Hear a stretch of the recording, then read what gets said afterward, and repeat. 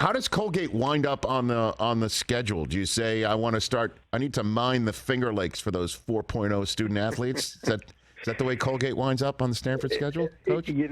There are a lot of ways teams end up on your schedule. A lot has to do with planning these things, like sometimes 7 to 12 years out. Yes. And then someone bailing on you, maybe 3 years out. So there's a lot of conversations that happen after long time arrangements go by the wayside. Who bailed on you? Who bailed on you, Coach? Yeah, it's the combination of things. Okay. Right? Combination of things of some people changing conferences and changing on someone else, and then someone else says, "Oh gosh, now I have to change this," and then that affects us. So it's like the butterfly flaps his wings some places, and 9 teams have to change their schedule 3 years out.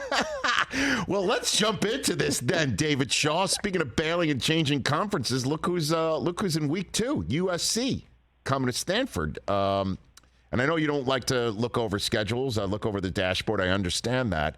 But the circumstances of this game with USC, I imagine, is significant. Does that at all creep into your mindset with USC coming to town for you week 2? We have such a long-standing rivalry with USC.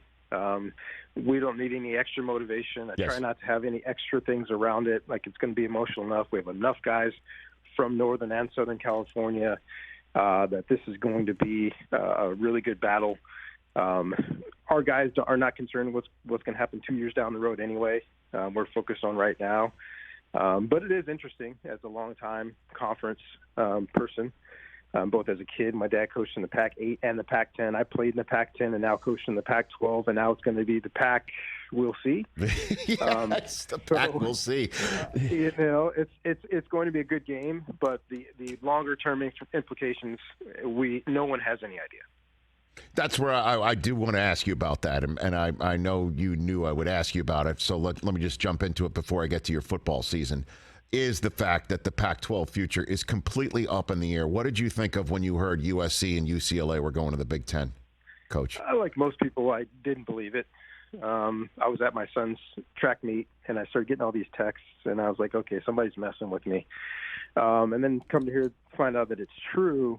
Kind of sent me to a little bit of which has happened a lot for a lot of us in college sports in the last couple of years, like, where are we right now? Mm-hmm.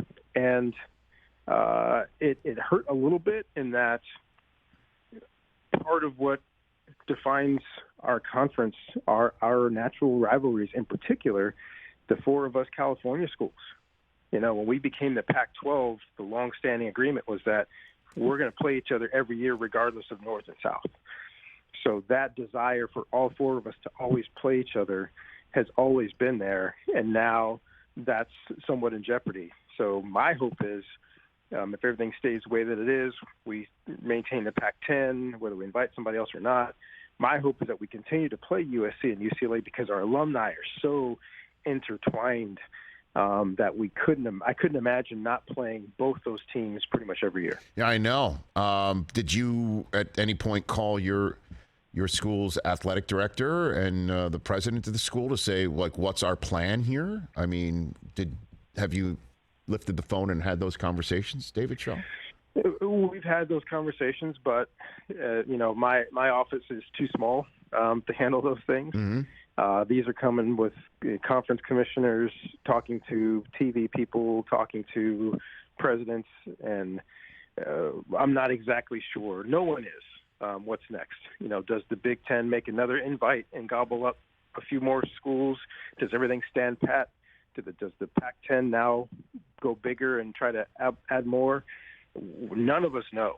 And we could all get phone calls in the next 48 hours. We could not know for another 4 months. That's right. Or years, or even years, or even years, And I'll be honest, Coach, and I'm not just saying this because you're on the phone here. I immediately thought, because, when the speculation in my end of the business that you dip your toe in every draft season about who could come next from the Pac-12 to the Big Ten, since I am here in Los Angeles. I can't believe it's true, sitting in Big Ten country here.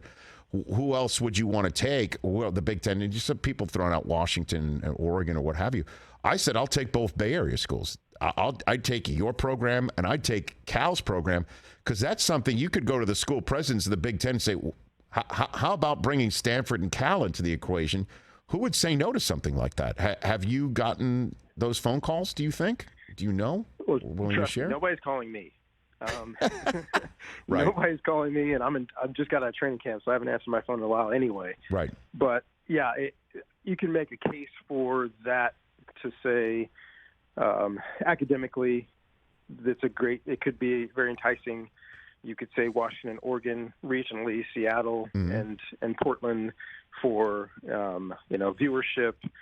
But then again, you could say ESPN was out of the running for the Big Ten, and ESPN makes a big push to keep the Pac-10 the way that it is, right, and make that lucrative for everybody. So all of these things are just floating around in the ether as I try to close my door and game plan. So that's kind of where we are all right now.